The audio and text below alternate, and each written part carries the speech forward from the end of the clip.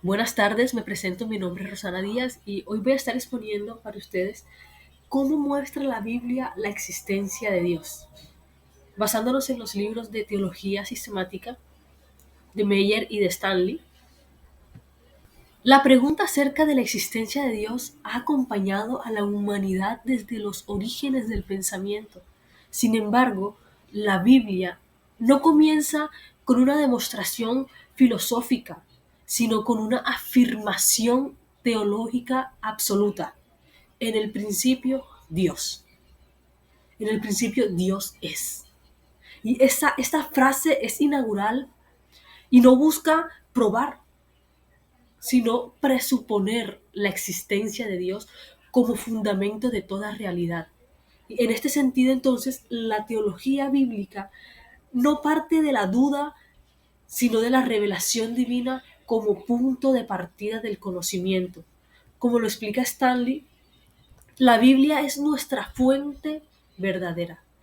Ella nos permite saber que Dios existe y cómo es Él. Podemos decir entonces que la fe no surge del raciocinio humano, sino de la autorrevelación de un Dios que habla, actúa y se manifiesta. La escritura no busca probar a Dios, porque el hombre fue creado con la capacidad innata de percibir su realidad. Meyer señala que la Biblia no ofrece demostraciones metódicas de su existencia, porque se le asume como creencia natural al hombre. El problema no es intelectual, el problema aquí es moral. El hombre no niega a Dios por falta de evidencia, sino por resistencia espiritual. El Salmos 14:1 dice, el necio en su corazón no hay Dios. La fe, por lo tanto, no es una conclusión, sino la respuesta del hombre a la revelación divina. Hebreos 11:6 afirma, es necesario que el que se acerca a Dios crea que le hay. La existencia de Dios es el axioma teológico sobre el cual se levanta toda doctrina cristiana. Aun cuando la Biblia no busca demostrar racionalmente a Dios, sí muestra evidencias de su existencia a través de la creación, la conciencia y la historia. Estas manifestaciones han sido clasificadas tradicionalmente en 5 argumentos teológicos que vamos a estar estudiando en esta exposición. La evidencia de la creación, el argumento cosmológico. Dice Salmos 19:1, los cielos cuentan la gloria de Dios. Toda la creación se convierte en un testimonio vivo y continuo de la existencia de un creador. La observación del orden cósmico lleva a reconocer una causa primera, una realidad no causada que da origen a todo lo que existe. Y el argumento cosmológico bíblico no es especulativo, sino que parte de la teología de la creación ex nihilo, donde Dios existe eternamente y llama a la existencia todo cuanto es. Como segundo tenemos la evidencia del diseño, el argumento teológico. La estructura ordenada del universo, su belleza y precisión apuntan hacia una mente suprema. El apóstol Pablo afirma en Romanos 1:20, dice, porque lo invisible de él, su eterno poder y deidad, se hace claramente visible desde la creación del mundo, siendo entendidas por medio de las cosas hechas. Podemos decir que la teología bíblica no solo observa diseño, sino propósito moral y redentor en la creación.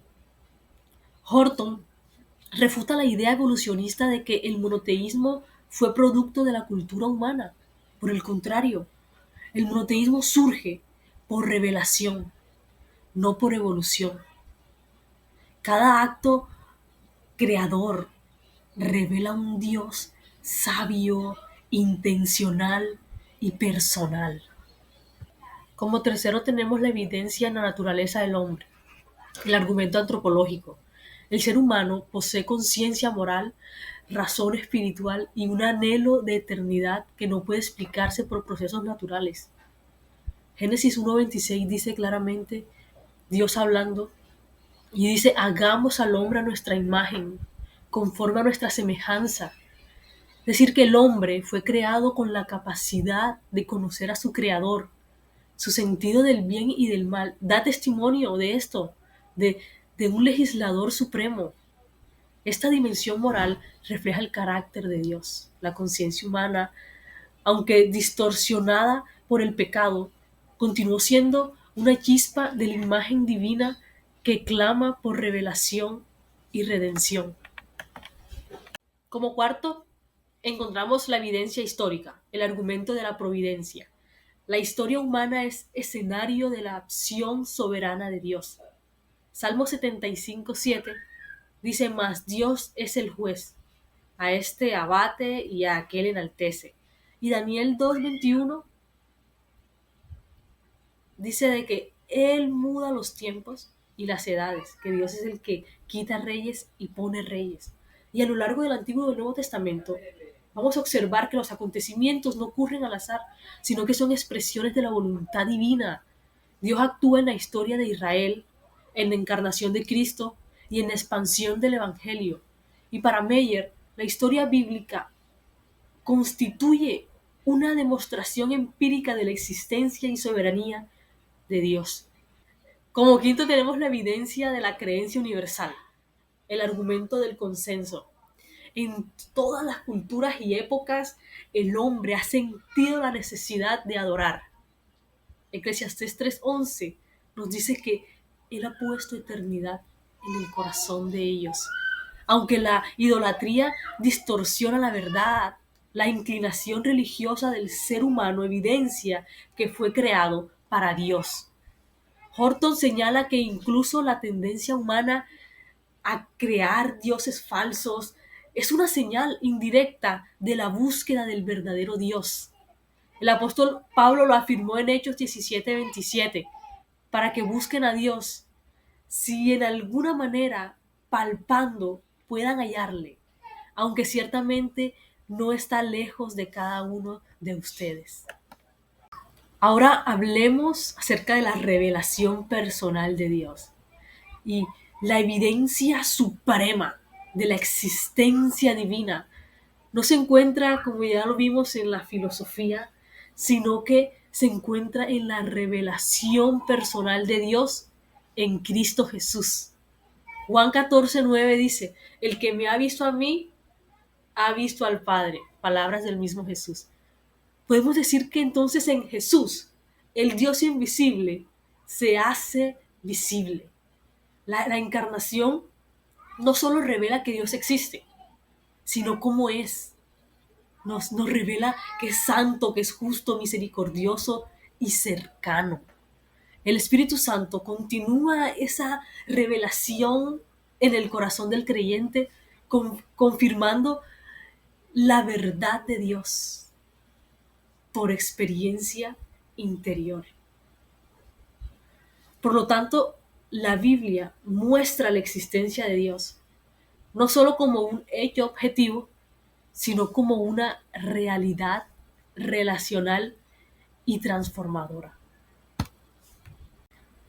Como conclusión podemos decir que la existencia de Dios no necesita ser probada por el hombre, sino reconocida como la realidad fundante de toda existencia y conocimiento. La revelación general, la creación, la conciencia y la historia, y la revelación especial, la escritura y Cristo, convergen en una sola verdad.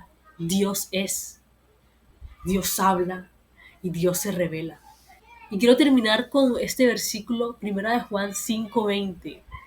Sabemos que el Hijo de Dios ha venido y nos ha dado entendimiento para conocer al que es verdadero.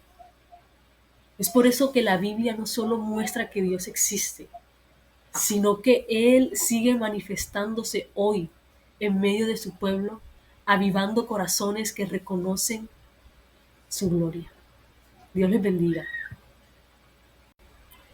Esta es la bibliografía que usamos para esta exposición.